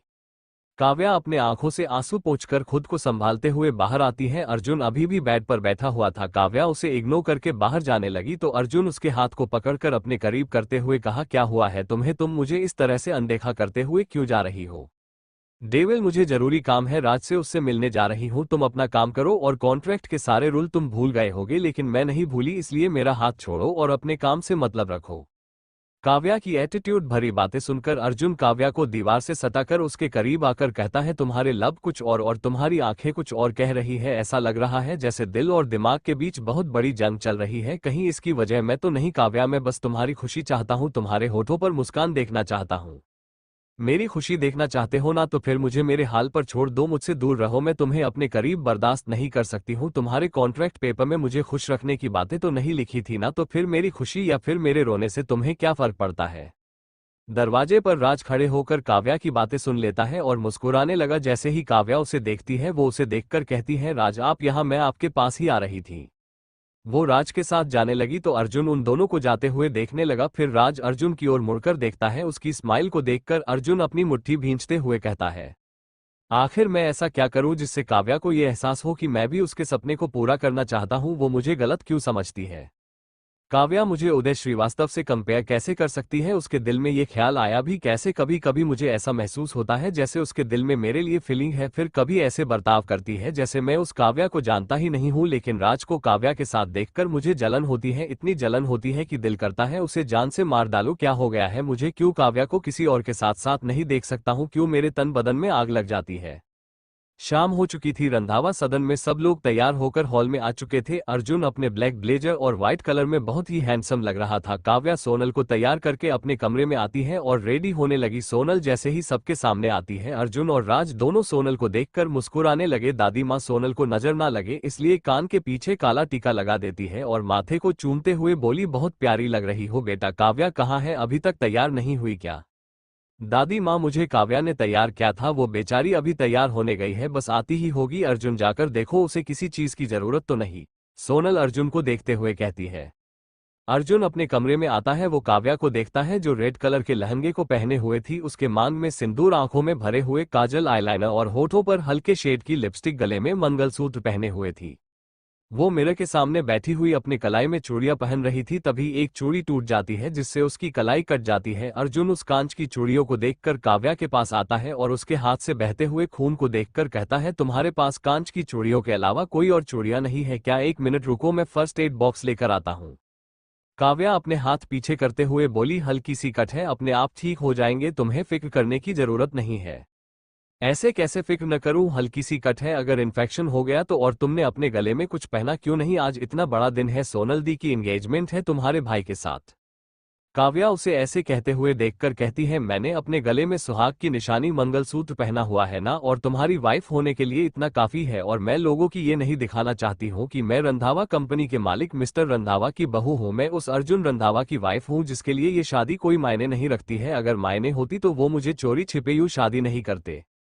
काव्या के ताने सुनकर अर्जुन चिढ़ते हुए कहा, तुम एक भी मौका नहीं छोड़ती हो मुझे सुनाने के? मैं मजबूर था, लेकिन पूरे कॉलेज को तो पता चल चुका है ना हम हस्बैंड वाइफ है। एक मिनट तुम मेरी ओर देखो।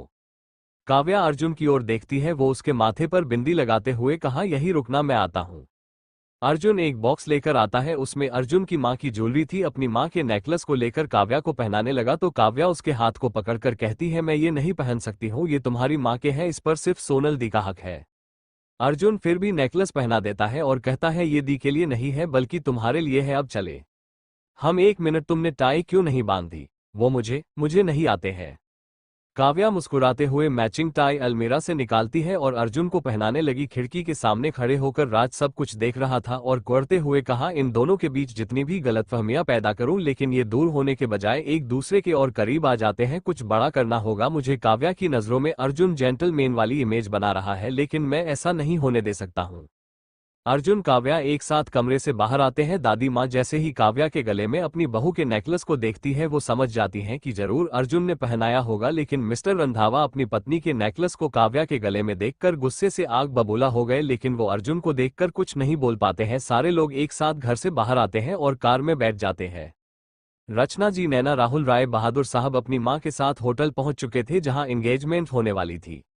अर्जुन के साथ वाली सीट पर बैठी हुई काव्या का मन बेचैन हो रहा था। उसके मन में अजीब सी फीलिंग महसूस हो रही थी। ना चाहते हुए भी वो अर्जुन की ओर देखते हुए कहती है, अर्जुन मुझे कुछ भी अच्छा नहीं लग रहा है। आज की शाम भाई और सोनल दी की एंगेजमेंट है, लेकिन मन में एक अजीब सी फीलिंग महसूस हो रही है। ऐसा लग रहा है जैसे कुछ बुरा होने वाला है। मुझे अंदर ही अंदर डर लग रहा है, सब कुछ पीछे छूट रहा है। ना चाहते हुए भी तुमसे कहे बिना नहीं रह सकी।